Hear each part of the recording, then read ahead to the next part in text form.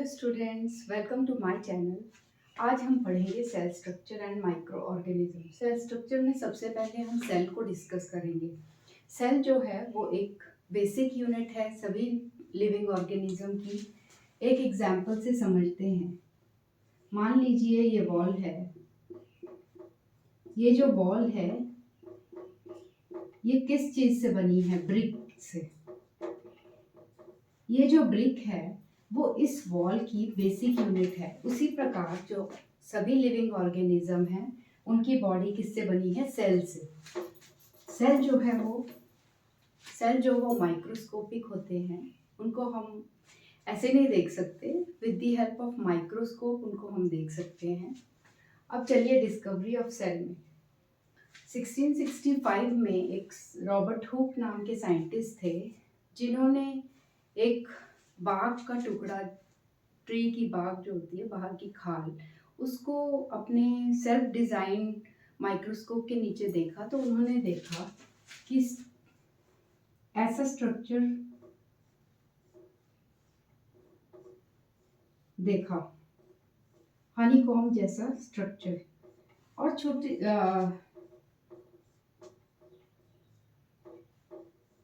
इस छोटे से स्मॉल कंपार्टमेंट को उन्होंने सेल कहा। तो 1665 में रॉबर्ट हुक ने सेल को डिस्कवर किया फर्स्ट टाइम। अब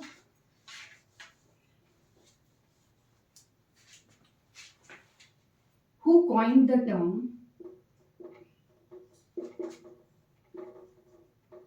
सेल? सेल टर्म किसने कॉइन की है? ये टर्म भी रॉबर्ट हुक ने ही कॉइन की थी। उन्होंने बोला सेल जो है, ये वर्ड एक लैटिन वर्ड से लिया गया है। लैटिन वर्ड जिसको सेला बोलते हैं, जिसका सेला का मतलब होता है स्मॉल रूम्स। तो जब हमें कभी पूछा जाता है कि who coined the term cell, तो हम रॉबर्ट हुक का नाम लिख सकते हैं। अब आइए, who discovered the first living cell? तो एक साइंटिस्ट थे 1673 में, एंटोन लीवनहॉक। इन्होंने एक लिविंग सेल डिस्कवर किया था। उसको माइक्रोस्कोप के नीचे देखा था, लिविंग सेल। आइए अब सेल थ्योरी करते हैं। सेल थ्योरी जो है ये दो साइंटिस्ट थे, शेल्डन एंड स्वान ने लिखी थी। इन्होंने 3 पोस्टुलेट्स दिए थे इस सेल थ्योरी के। फर्स्ट पोस्टुलेट था all living organism are made up of cell. सभी लिविंग ऑर्गेनिज्म किससे बने हैं? सेल से। Cells are basic structure and functional unit of all living organism. सभी लिविंग ऑर्गेनिजम्स की सेल क्या है? Basic structural and functional unit. जैसे मैंने आपको एग्जाम्पल में वॉल में समझाया था, उसी प्रकार सेल जो है सभी लिविंग ऑर्गेनिज्म की बेसिक यूनिट है। New sales arise from pre existing one.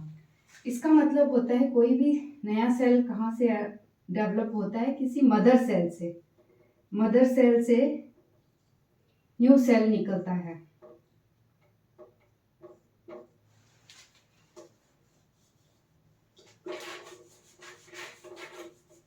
आइए अब सेलुलर ऑर्गेनाइजेशन समझते हैं। सेल्यूलर ऑर्गेनाइजेशन,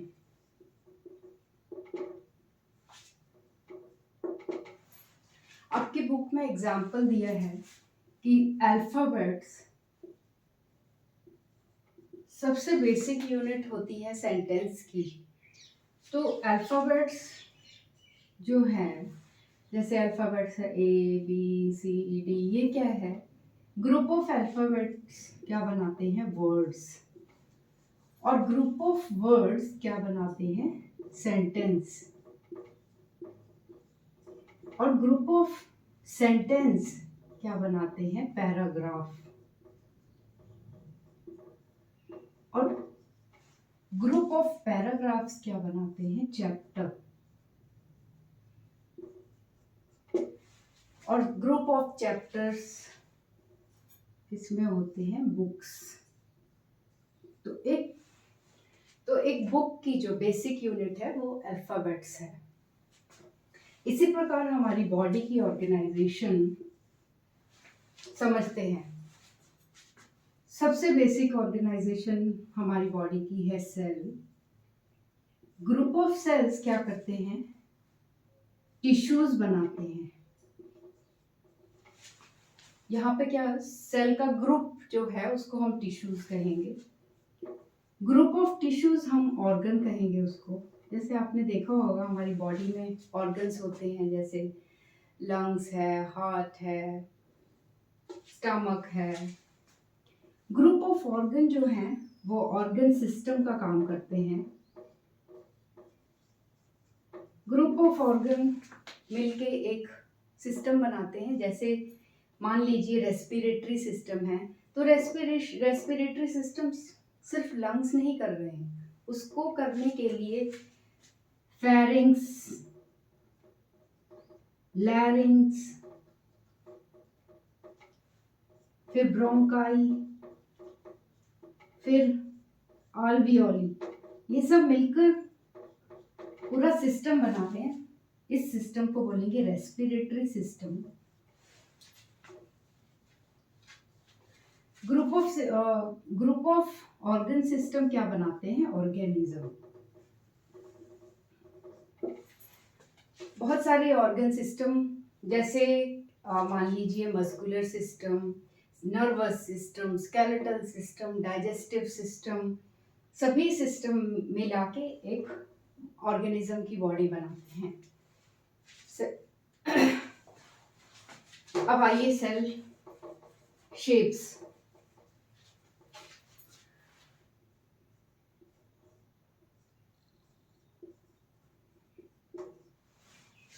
सेल जो है कई तरह की शेप्स के होते हैं। कुछ सेल्स स्फेरिकल होते हैं, स्फेयर की शेप में होते हैं, जैसे बॉल की शेप में। इसमें आप एग्जाम्पल लिख सकते हैं, एग सेल। कुछ सेल्स स्पिंडल शेप के होते हैं, ऐसे।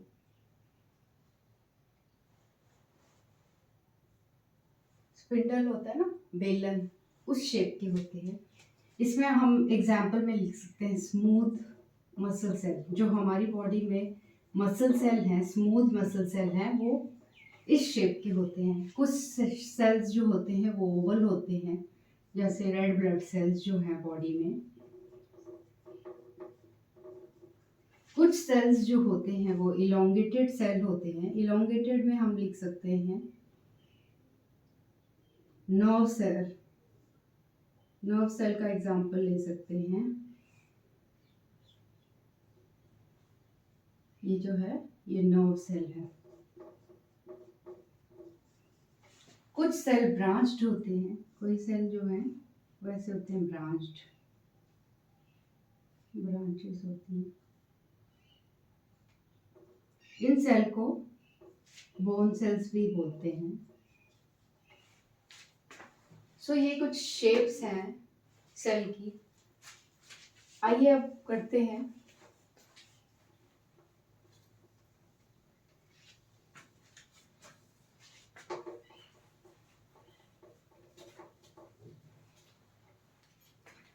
सेल के स्ट्रक्चर के बारे में। सेल जो है, एक बेसिक स्ट्रक्चर क्या होता है सेल का। सेल जो है, इसकी बाहर की कवरिंग को सेल मेम्ब्रेन बोलते हैं।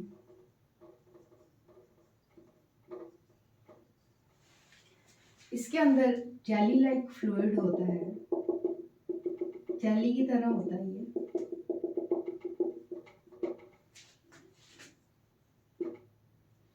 इसको साइटोप्लाज्म बोलते हैं। और इस जेलीज में क्या होता है, सेल ऑर्गेनालीज, बहुत सारी सेल ऑर्गेनालीज हैं।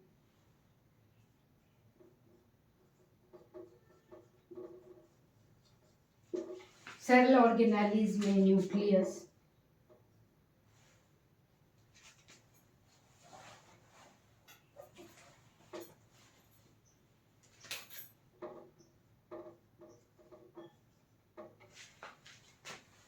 मान लीजिए ये न्यूक्लियस है, एंडोप्लाज्मिक रेटिक्यूलम।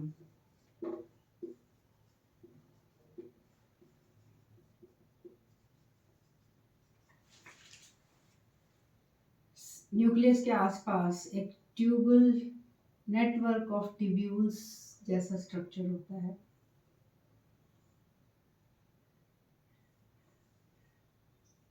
इसको एंडोप्लाज्मिक रेटिक्यूलम बोलते हैं। देन राइबोसोम्स, ये जो है एंडोप्लाज्मिक रेटिक्यूलम, इसमें राइबोसोम्स अटैच्ड होते हैं जो प्रोटीन सिंथेसिस में हेल्प करते हैं। देन लाइसोसोम्स, इनको सुसाइडल बैग बोलते हैं। देन क्लोरोप्लास्ट, ये जो ऑर्गेनेली है ये प्लांट सेल में पाई जाती है। देन गोल्जी बॉडीज,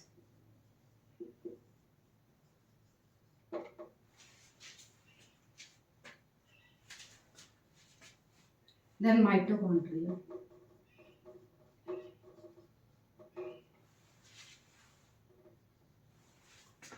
बेसिकली जो सेल है इसके 3 मेन पार्ट्स होते हैं, cell membrane, then cytoplasm and cell organelles जो इसमें फ्लोट कर रही है। ये सारी सेल ऑर्गेनेलीज इसमें फ्लोट कर रही हैं। तो अब 1 बाय 1 समझते हैं।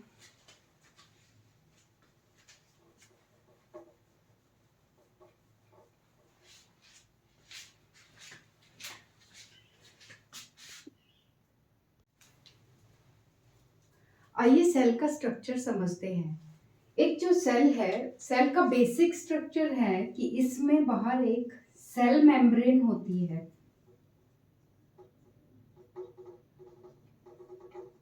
बाहर एक सेल मेम्ब्रेन होती है, इसके अंदर एक जेली लाइक सब्सटेंस होता है, इसको साइटोप्लाज्म बोलते हैं। और मेन पार्ट जो है सेल का वो न्यूक्लियस।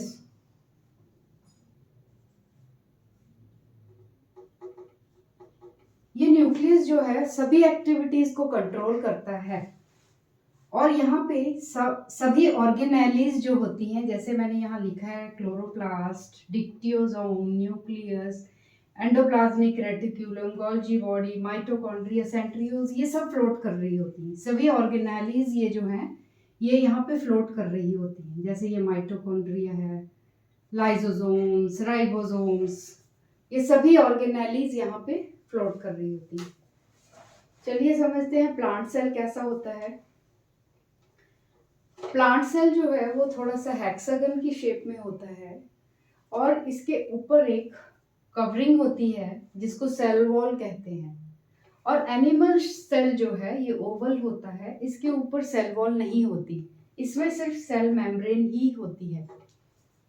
तो एक मेन डिफरेंस है प्लांट सेल और एनिमल सेल में कि प्लांट सेल में सेल वॉल होती है, एनिमल सेल में सेल वॉल नहीं होती। अब आइए वैक्यूल। जो वैक्यूल है इसमें बहुत बड़ी पोजीशन ऑक्यूपाई करता है सेंटर में। एनिमल सेल में छोटे छोटे वैक्यूल्स होते हैं। वैक्यूल जो है वो फूड स्टोरेज का काम करता है। प्लांट सेल में वैक्यूल बड़ा होता है, पूरा सेंटर पोजीशन ऑक्यूपाई की है और इसमें छोटे छोटे वैक्यूल्स होते हैं।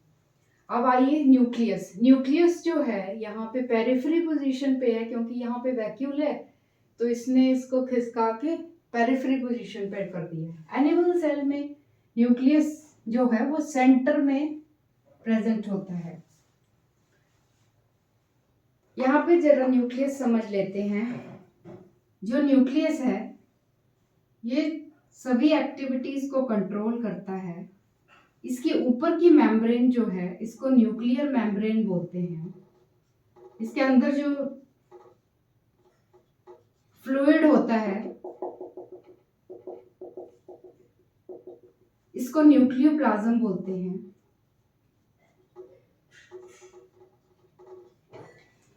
यहाँ जो इसके अंदर एक और स्ट्रक्चर होता है राउंडेड, इसको न्यूक्लियोलस बोलते हैं। न्यूक्लियोलस। ये सभी टर्म्स आपको न्यू हैं but you have to learn. Nucleoplasm, nuclear membrane जो है आउटर कवरिंग ऑफ न्यूक्लियस। यहाँ पे जो मैंने ड्रॉ किया है ये न्यूक्लियर मेम्ब्रेन है। अंदर जो फ्लूइड है, इसके अंदर एक फ्लूइड है, उसको न्यूक्लियोप्लाज्म कहते हैं। और ये जो राउंडेड स्ट्रक्चर है, इसको न्यूक्लियोलस कहते हैं। यहाँ पे सारा जेनेटिक मटेरियल फ्लोट कर रहा है, क्रोमोसोम्स ये सब। और न्यूक्लियस ही जो है वो जेनेटिक मटेरियल के ट्रांसफर के लिए रिस्पॉन्सिबल होता है। अब प्लांट सेल में एक ऑर्गेनेली है, क्लोरोप्लास्ट, जो कि प्लांट सेल को ग्रीन कलर देने में रिस्पॉन्सिबल होती है। वो सिर्फ प्लांट सेल में ही प्रेजेंट होती है, एनिमल सेल में ऐसी कुछ क्लोरोप्लास्ट प्रेजेंट नहीं होता। ये जो डिक्टियोसोम है, इनको एनिमल सेल में गोल्जी बॉडीज बोलते हैं, और यहाँ पे ये प्लांट सेल में इनको डिक्टियोसोम्स बोलते हैं।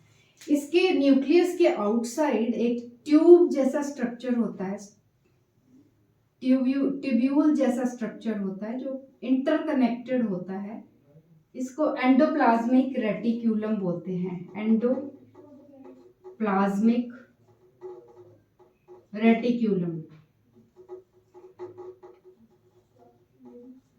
अगर इसके ऊपर ऐसा स्ट्रक्चर बना है, लगा हुआ है, राइबोसोम्स अटैच्ड हैं, तो इसको जो है एंडोप्लाज्मिक रेटिक्यूलम को रफ एंडोप्लाज्मिक रेटिक्यूलम बोलते हैं।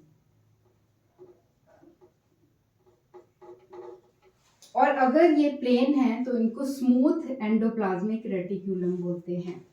तो न्यूक्लियस के आउटसाइड ये ट्यूब्यूल जैसा स्ट्रक्चर है, इसको स्मूथ एंडोप्लाज्मिक रेटिक्यूलम और रफ एंडोप्लाज्मिक रेटिक्यूलम कहते हैं। और एक एक्सेप्शन है, एनिमल सेल में सेंट्रियोल्स प्रेजेंट होते हैं, जो कि सेल डिवीजन के लिए रिस्पॉन्सिबल होते हैं। और ऑर्गेनेलीज जैसे माइटोकॉन्ड्रिया दोनों में प्रेजेंट होते हैं, जो कि पावर हाउस ऑफ सेल हैं, सेल को पावर देते हैं। राइबोसोम्स भी हैं, दोनों सेल्स में प्रेजेंट होते हैं।